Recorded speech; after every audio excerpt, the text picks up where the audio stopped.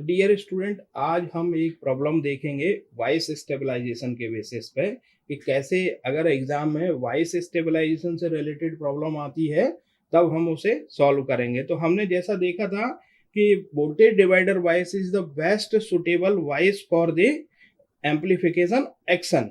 तो यहाँ पे हम एक प्रॉब्लम लेंगे जो वोल्टेज डिवाइडर वाइज सर्किट से रिलेटेड होगी, उस प्रॉब्लम को सॉल्व करेंगे और देखेंगे कैसे थर्मल रेजिस्टेंस को यहाँ कैलकुलेट किया जाता है वॉइस स्टेबलाइजेशन के लिए। तो मैं प्रॉब्लम अनाउंस कर रहा हूँ। Calculate the value of thermal resistance theta for the transistor in the circuit shown in figure. In order to make circuit thermally stable, assume that ICO equal to 1 nano ampere at 25 degree centigrade. और यहाँ circuit draw कर रहा हूं मैं। यहाँ पे जो simple circuit होगा, common emitter configuration with the voltage divider vice configuration और वोल्टेज डिवाइडर वाइस वाइसिंग टेक्निक।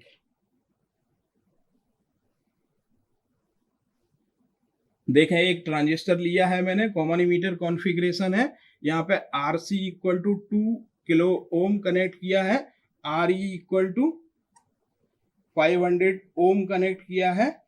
इसके साथ साथ यहाँ पे वोल्टेज डिवाइडर वाइज में दो रेजिस्टेंस लेते थे हम, R1 और R2। तो R1 और R2 कनेक्ट किए हैं और इस RE और R2 के कॉमन पॉइंट को ग्राउंड किया हुआ है।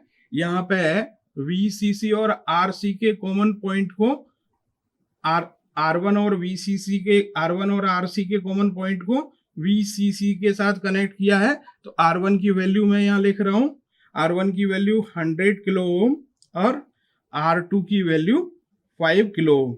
तो मैंने यहाँ लिख दिया है। सिंपली सर्किट देख के हम आइडेंटिफाई कर सकते हैं कि यहाँ पे वोल्टेज डिवाइडर वाइज सर्किट है। तो स्टेबिलिटी फैक्टर जो वोल्टेज डिवाइडर वाइज सर्किट के लिए होता है वो हमें पहले से मालूम है। For stability factor for voltage divider wise circuit, ये हमें पहले से मालूम है। That is S is equal to 1 plus beta into 1 plus RB upon RE divided by 1 plus beta plus RB upon RE। तो अब हमें क्या करना है, यहाँ पे आपको वैल्यूज गिवन है। RB की वैल्यू यहाँ कैलकुलेट कर सकते हैं, RB equal to R1 parallel R2 और RE की वैल्यू आपको गिवन है 500 ओम। यहाँ पे सिंपली तो यहाँ पे कैलकुलेट करेंगे RB की वैल्यू R1 और R2 से, तो 100 into 10 to the power 3 into R2 5 into 10 to the power 3 divided by 100 plus 5 into 10 to the power 3। It will provide a value 4.762 ohm. That means 4.762 kilo ohm. ये value मुझे RB की मिल गया। RE की value 500 ohm है। Now I will substitute this value in the expression of stability. Then value substitute करूंगा तो 1 plus beta, आप अगर आपको गिवन है तो अच्छा है, नहीं गिवन है तो जनरली बीटा को हम 100 एज्यूम कर लेते हैं। तो आप यहाँ पे बीटा को 100 एज्यूम कर लीजिए।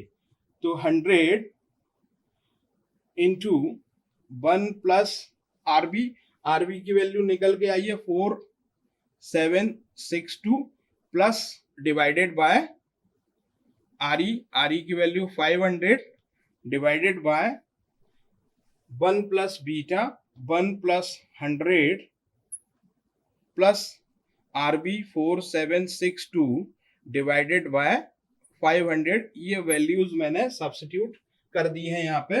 अब सिंपली आपको मैथमेटिकल कैलकुलेशन करना है। जब इसको मैथमेटिकल कैलकुलेशन करेंगे तो S की वैल्यू आएगी 9.6617, जो कि स्टेबिलिटी फैक्टर की वैल्यू आई है यहाँ पे कैलकुलेट करने के बाद। अब मैं फिर से यहाँ पे कलेक्टर सर्किट में केवीएल अप्लाई करूंगा। That means collector circuit means this circuit, यहाँ पे VCE कुछ वो VCE होगा, तो ये इस सर्किट में मुझे अप्लाई करना है कलेक्टर सर्किट में। तो यहाँ पे VCE और जो VCE गिवन है इस सर्किट में 7 वोल्ट। तो अब मैं अप्लाई करूंगा VCE के लिए, तो VCC इक्वल टू, मैं यहाँ पे लिख देता हूं अप्लाइंग KVL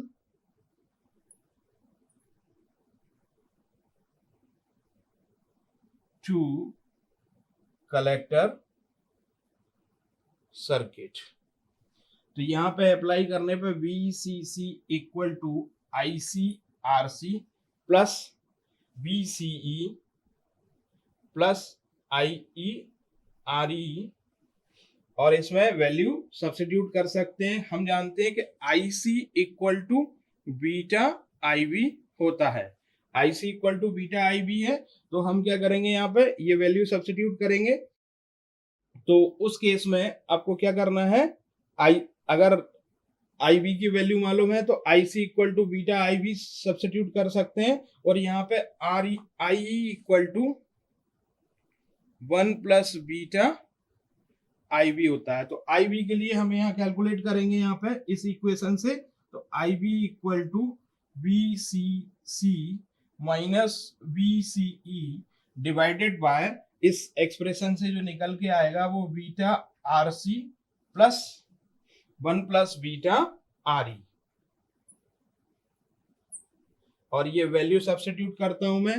देखें VCC की वैल्यू अगर गिवन है तो अच्छी बात है, और नहीं गिवन है तो यहाँ पे गिवन है VCC की वैल्यू 12 वोल्ट, देख सकते हैं ये 12 वोल्ट मैंने लिखा हुआ है VCC की value.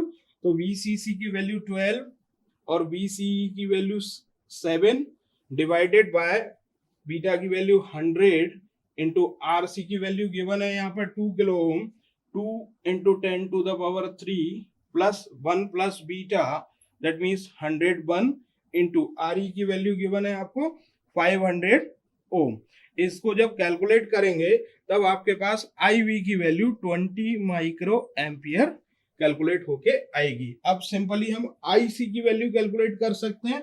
IC equal to beta IB, that means 100 into 200 micro ampere. जब इन दोनों को कैलकुलेट करेंगे then you will get value 2 milli ampere. तो ये वैल्यू आपके पास IC की आ गई, IB की आ गई। अब इक्वेशन एक होती है जिसमें हम रिलेशन निकालते हैं थर्मल रेजिस्टेंस का, तो इस इक्वेशन को मैं यहाँ लिखने जा रहा हूं।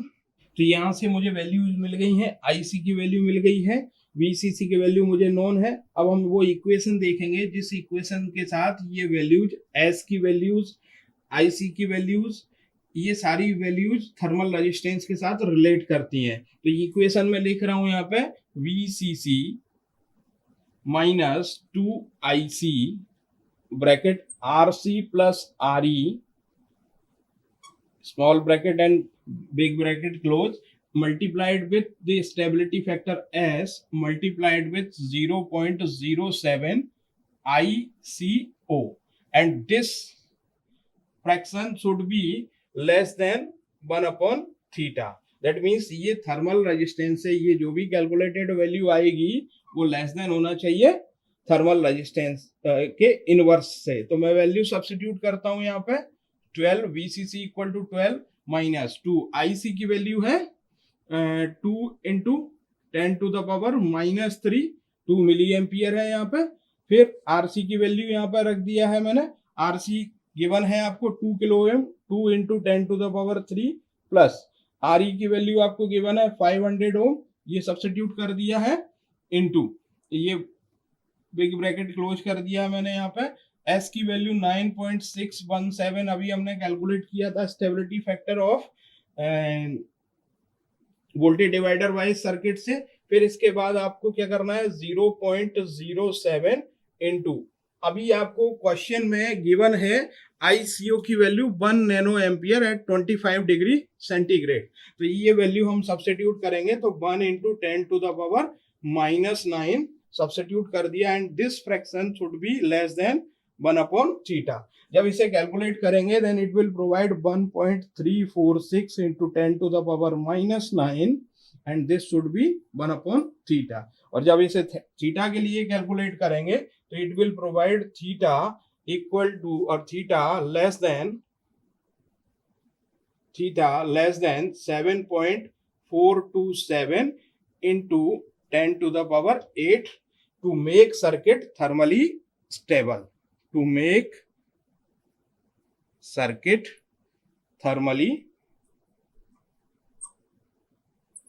stable. तो ये कंडीशन है जिस कंडीशन के थ्रू हम सर्किट को थर्मली स्टेबल बना सकते हैं। तो इस तरह की वैल्यू जो हमने कैलकुलेट किया था, स्टेबिलिटी फैक्टर की वैल्यू, आईवी की वैल्यू, आईसी की वैल्यू, और इसके बाद हमें रिवर्स सैचुरेशन करंट गिवन था, उन सारी वैल्यू से हमने थीटा की वैल्यू, थीटा जो थर्मल रेजिस्टेंस है डिवाइस का, that should be less than 7.427 into 10⁸, तब डिवाइस हमारी थर्मली स्टेबल होगी। तो ये आज हमने थर्मल स्टेबिलिटी से रिलेटेड एक प्रॉब्लम देखी। ट्रांजिस्टर जो वोल्टेज डिवाइडर वाइस में कनेक्टेड था और हमने थर्मली स्टेबल कंडीशन के लिए इसे सॉल्व किया। Thank you.